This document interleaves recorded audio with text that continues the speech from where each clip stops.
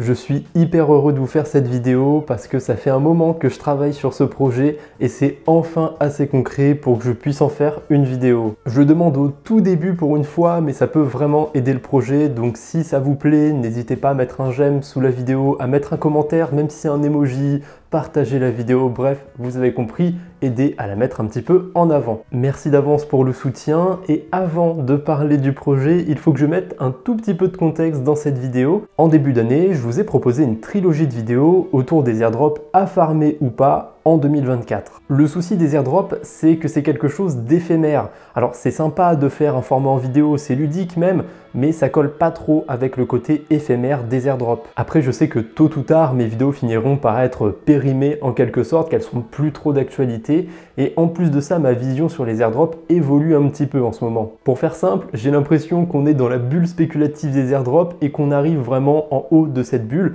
et qu'au fil des mois qui vont venir, on va avoir de moins en moins d'intérêt sur les airdrops, de moins en moins de projets intéressants autour de ça. En gros, que la hype va bien s'essouffler en 2024. Attention, je dis pas qu'il y aura plus d'airdrop, que ça sert à rien d'en farmer, etc.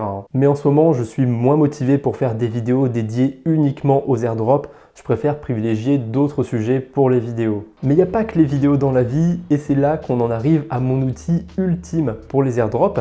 Et vous allez voir qu'il porte vraiment bien son nom, parce que vous le savez déjà sûrement, mais les créateurs de contenu, et surtout ceux dans la crypto, ils adorent vous en mettre plein les yeux dans leurs titres, leurs miniatures, etc. Allez, on va passer sur mon écran pour aller voir le tableur que j'ai créé autour des airdrops. Et j'aime bien me dire que c'est un peu le Wikipédia français des airdrops.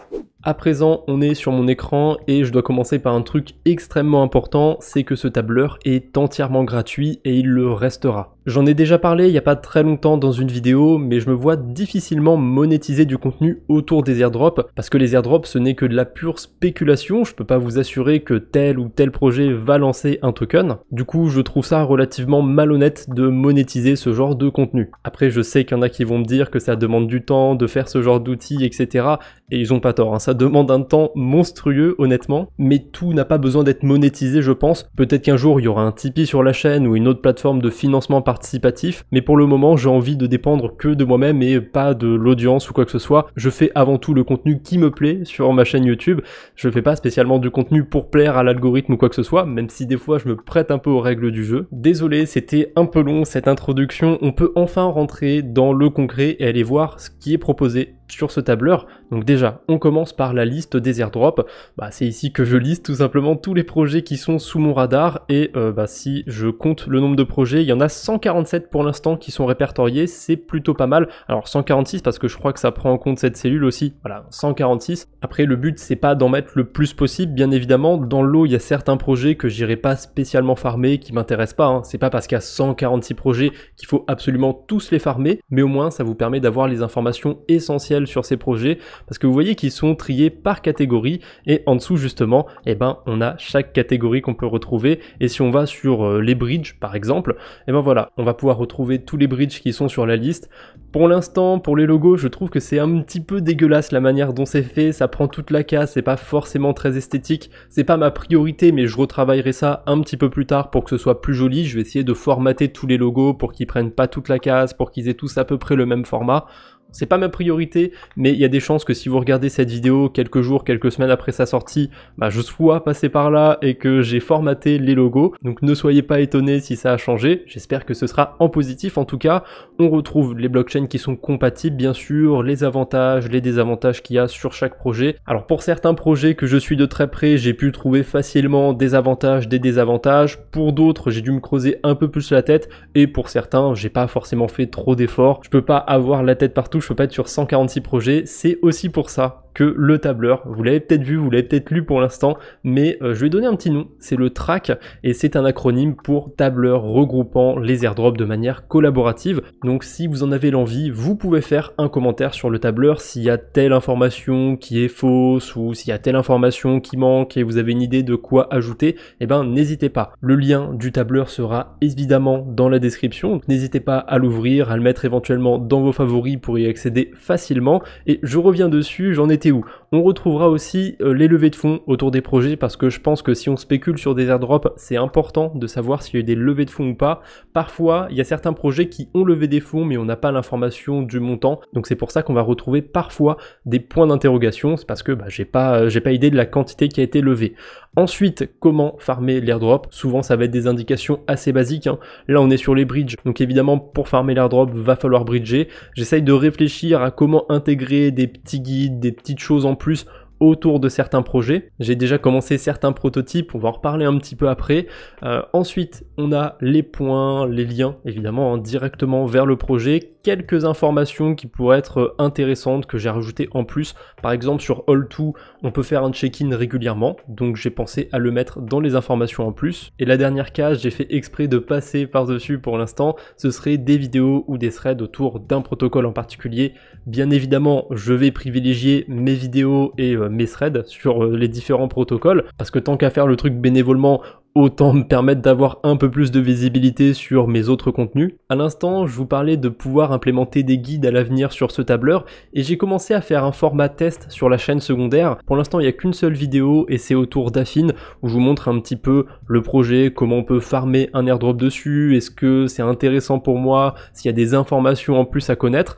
J'essaye de faire un format qui dépasse pas les 5 minutes, mais c'est pas impossible que je parle de 2-3 protocoles en une seule vidéo et que ça fasse 6 à 8 minutes. En tout cas, si je parle que d'un seul protocole, je me suis fixé une limite de 5 minutes et si je parle de plusieurs protocoles, je me suis fixé une limite de 10 minutes. Voilà, je vais essayer de faire des vidéos relativement courtes pour venir rajouter des informations supplémentaires sur le tableur. Je vais pas en faire non plus pour tous les projets parce que ce serait débile je pense, mais les projets qui m'intéressent le plus, que j'ai déjà eu l'occasion d'utiliser, il y a de grandes chances que je fasse des vidéos dessus pour venir rajouter des informations sur ce tableur. D'ailleurs là je suis dans la catégorie autre et vous voyez que les colonnes ne sont pas exactement les mêmes. On va retrouver cette colonne par exemple qui s'intitule à quoi sert le protocole, parce que comme c'est de la catégorie autre, on va retrouver un peu de tout et n'importe quoi, c'est tous les protocoles que j'ai pas réussi à mettre dans d'autres catégories. Donc c'est important de préciser à quoi sert le protocole en quelques mots ou en quelques lignes. Vous voyez aussi qu'il manque quelques informations sur certains projets. Comme je vous ai dit, j'ai pas encore eu le temps de finir ce tableur à 100% et techniquement il sera jamais fini à 100% puisque je vais le mettre constamment à jour et je vais essayer de faire mon mieux, mais normalement dans la semaine qui suivra la mise en ligne de cette vidéo, je vais essayer de compléter toutes les cases qui sont vides, à part celles avec des vidéos et des threads sur le sujet, hein. Je vais pas m'amuser à faire une centaine de vidéos ou de threads sur le sujet juste pour remplir cette case. Ça viendra au fil du temps. Je vais pas passer toutes les catégories une à une, je vous laisse un petit peu creuser si vous êtes curieux. Il faut juste que je précise un autre truc, il y a quelques liens d'affiliation sur ce tableur, c'est uniquement des liens d'affiliation qui peuvent rapporter des cryptos. Je pense à Amnis par exemple, si vous utilisez ce lien, ça peut me permettre de récupérer un peu de tokens Aptos et je l'ai déjà dit dans d'autres vidéos, les tokens que je récupère sur les liens d'affiliation, je ne les garde pas, j'en profite justement pour vous les refaire gagner sous forme de giveaway, de concours, j'ai régulièrement l'occasion d'en faire, donc c'est pour ça qu'il y a certains liens affiliés sur le tableur et je viens d'y penser, mais cette information je pourrais l'ajouter dans ma partie FAQ. J'ai pas encore eu trop d'idées de questions à mettre dans cette FAQ, mais si vous demandez à quoi sert telle chose sur le tableur, n'hésitez pas à poser la question, que ce soit sur Twitter, sur le groupe Discord, sur YouTube, peu importe, posez la question et si elle est intéressante, je la mettrai sur le tableur. D'ailleurs j'ai parlé du Discord, vous retrouverez aussi ce lien en description. Franchement il y a tout dans la description, donc j'ai même plus besoin de vous dire d'aller voir. S'il y a la moindre information qui vous intéresse, vous savez où aller maintenant. Tant que je suis sur cette FAQ, on va parler un petit peu des systèmes à points. J'ai mis des emojis tout simples pour marquer s'il y a un système à points ou pas sur tel ou tel protocole. Parfois, il y a certaines exceptions, il y a des protocoles qui ont des systèmes de pré-farming. Je pense à TimeSwap que j'ai mis sur le tableur et qui est en pré-farming en ce moment. Ça veut dire qu'il n'y a pas vraiment d'airdrop, mais qu'on peut déposer des tokens et commencer à avoir des intérêts dans le token du protocole. Sauf que c'est du pré-farming, celui-là n'est pas encore lancé. Donc c'est un petit peu comme des systèmes à points si on veut. Et il y aura de temps en temps des barres comme ça. Là, ça va être dans deux conditions qu'on va retrouver la barre. Soit il y a un système à points mais il n'a pas encore commencé. Je pense à Glyph par exemple autour du liquid staking sur la blockchain Filecoin. Ils l'ont annoncé qu'il allait avoir un système à points, mais ils l'ont pas encore lancé, donc j'ai mis une petite barre et j'ai précisé en dessous pas encore lancé. Et il y a un autre cas de figure où on pourrait retrouver cette barre, c'est si on a des systèmes qui sont ni du pré-farming ni des systèmes à points, mais qui peuvent se rapprocher. Et il y a un projet pour l'instant qui est dans ce cas sur le tableur, c'est du côté des perpétuels. On a Merkle qui permet de faire du trading du côté d'Aptos, et il y a un système où toutes les semaines on peut gagner des sortes de points qui vont être convertis en token Merkle, mais le token de Merkle il n'est pas encore lancé. Donc c'est à la fois un système de points et du pré-farming en même temps, donc je savais pas trop dans quelle catégorie le mettre. J'ai préféré mettre la petite barre. Pour vous mettre à jour sur ce tableur, si jamais il y a des changements, j'ai créé une section qui s'appelle Nouveautés, où vous pouvez voir les nouveautés, elle porte plutôt bien son nom. Et le tout dernier truc qui a été ajouté sur le tableur, c'est l'ajout de la FAQ. J'y avais pas pensé avant, l'idée m'est venue d'un coup et boum, je l'ai ajouté. Donc s'il y a des changements majeurs sur le tableur, je penserai à les ajouter sur cet onglet. Pour terminer, on a cet onglet avec les airdrops qu'on peut réclamer en ce moment. C'est un onglet qui va sûrement être mis à jour très souvent, et ça peut être bien si vous êtes passé à côté de certains airdrops, parce que dès que j'aurai l'information qu'un airdrop est réclamable, je le rajouterai sur cette page. Encore une fois, vous retrouvez toutes les informations essentielles autour de ça, sur quelle blockchain on peut réclamer l'airdrop, quel type de projet c'est, jusqu'au quand on peut le réclamer, quand j'ai l'information, parce que pour Solana, je ne l'ai pas du tout trouvé. Le lien, évidemment, pour réclamer l'airdrop, ça c'est très important. Les critères d'éligibilité, éventuellement. Alors quand il y a des critères qui sont extrêmement précis, comme pour Starknet, je vais avoir tendance à vous balancer le lien directement pour aller voir. Mais si les critères sont simples à résumer, je vous mets juste les informations essentielles. Je vous mettrai aussi les allocations quand je les trouverai.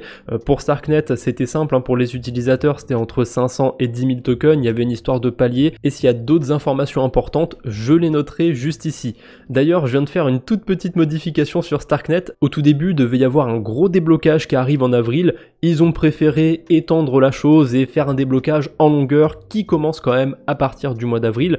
Du coup, au moment où j'ai commencé à parler de cet onglet, j'avais mis gros déblocage au mois d'avril. Et là, je l'ai modifié, vous voyez que ça va être modifié très souvent, gros déblocage à partir du mois d'avril. Bref, c'est tout pour aujourd'hui, je pense qu'on a bien fait le tour, que vous voyez un peu tout ce qu'on va retrouver sur ce tableur. C'est encore une bêta, voire même une alpha du tableur, il y a sûrement des choses qui vont évoluer au fil du temps. En tout cas, si vous avez des conseils pour améliorer le tableur, si vous avez des idées de choses que je peux rajouter dedans, n'hésitez pas, que ce soit dans les commentaires de cette vidéo, sur le groupe Discord, sur Twitter, ou même directement en commentaire sur le tableur. Je pense que c'est même la meilleure manière de donner des informations à rajouter sur le tableur. Je pense que c'est bon, j'ai plus grand chose à rajouter pour cette vidéo. Je le rappelle une dernière fois, vous avez le lien du tableur en description, n'hésitez pas à aller le mettre en favori et n'hésitez pas à liker, partager la vidéo, la mettre en avant, ça peut énormément aider le projet. Merci à tous d'avance pour le soutien. Je vous embête pas plus pour aujourd'hui, on se retrouve bientôt j'espère, d'ici là portez-vous bien, salut tout le monde.